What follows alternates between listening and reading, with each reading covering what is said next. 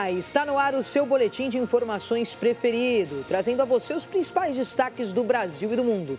Eu sou Vitória Santiago e começa agora mais uma edição do RB News. A Câmara aprovou por 379 votos a favor e 64 contrários o texto base do novo arcabouço fiscal, que vai substituir o teto de gastos do governo. O projeto voltou para a análise dos deputados após mudanças aprovadas pelo Senado. Acompanhe. Todos já votaram no plenário?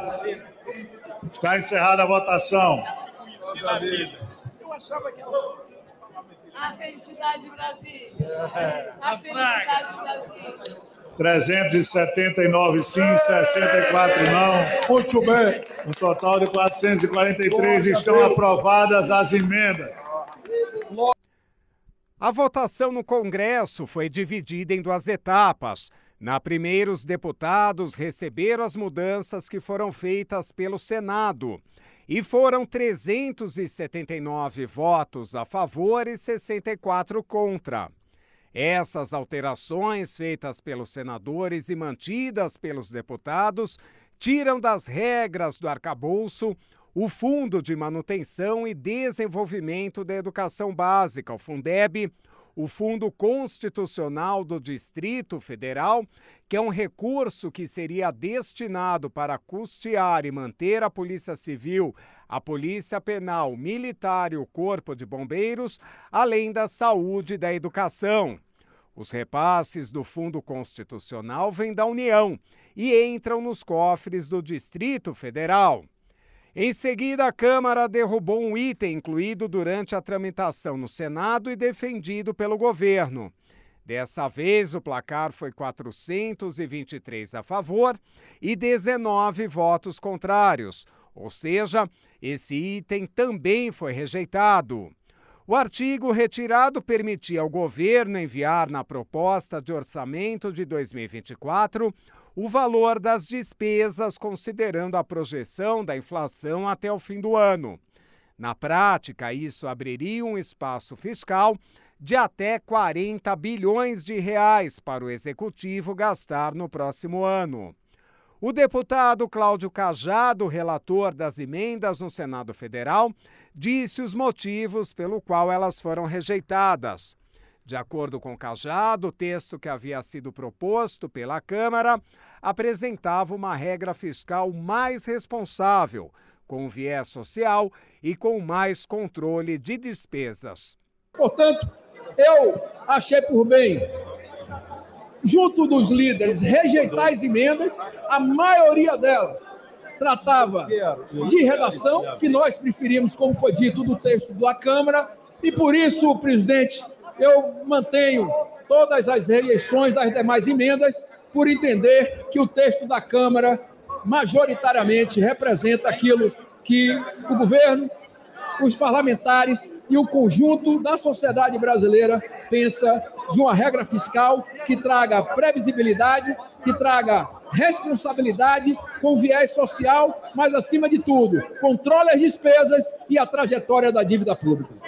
Cajado ainda destacou que a mudança não era necessária e não devia ser tratada no regime fiscal, uma vez que a brecha pode ser incluída na Lei de Diretrizes Orçamentárias. O ministro da Justiça e Segurança Pública, Flávio Dino, disse que editou uma portaria um dia antes da invasão aos prédios dos três poderes em Brasília, prevendo o uso da Força Nacional para conter os extremistas. Mas, segundo ele, a medida não entrou em vigor por falta de posicionamento do governador do Distrito Federal, Ibanez Rocha. O ministro da Justiça e Segurança Pública, Flávio Dino, falou com a imprensa no Latin American Cities Conferences em Brasília. No dia 8 de janeiro, nós pedimos essa autorização, na verdade no dia 7, à noite, eu editei a portaria e enviei ao governador. Não houve essa autorização até mais ou menos 17 horas e 18 horas, algo assim, por parte do GDF.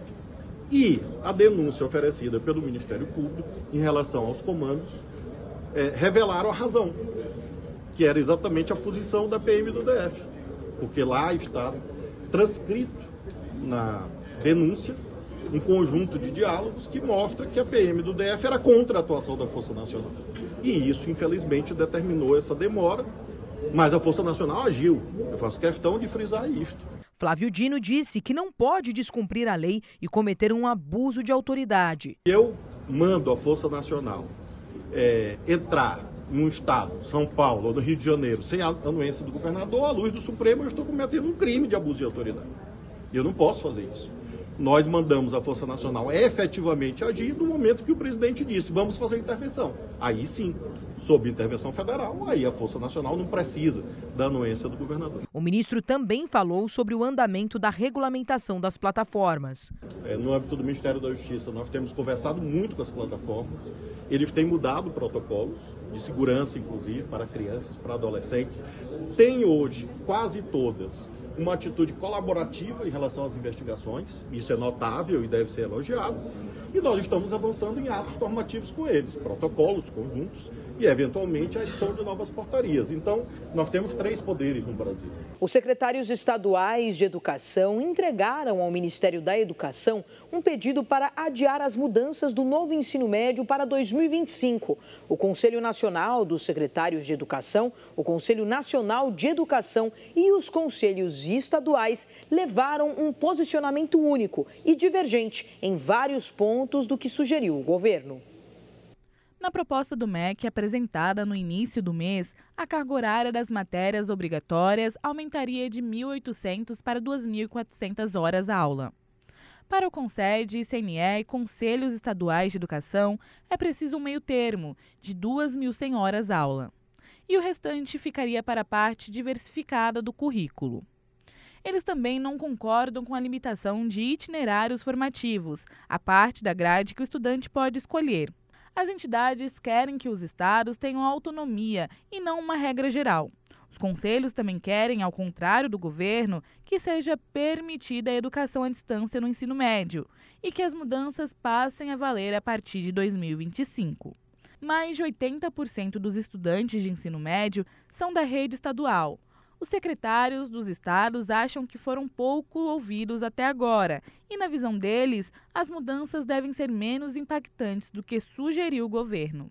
Na segunda-feira, técnicos do Ministério e das entidades irão se reunir novamente para analisar ponto a ponto da proposta. Desde o mês de abril, o calendário da reforma do ensino médio está suspenso pelo MEC. E depois do intervalo, Índia se tornou o primeiro país a pousar no Polo Sul da Lua. Você vai entender detalhes deste marco histórico daqui a pouquinho. O RB News volta já.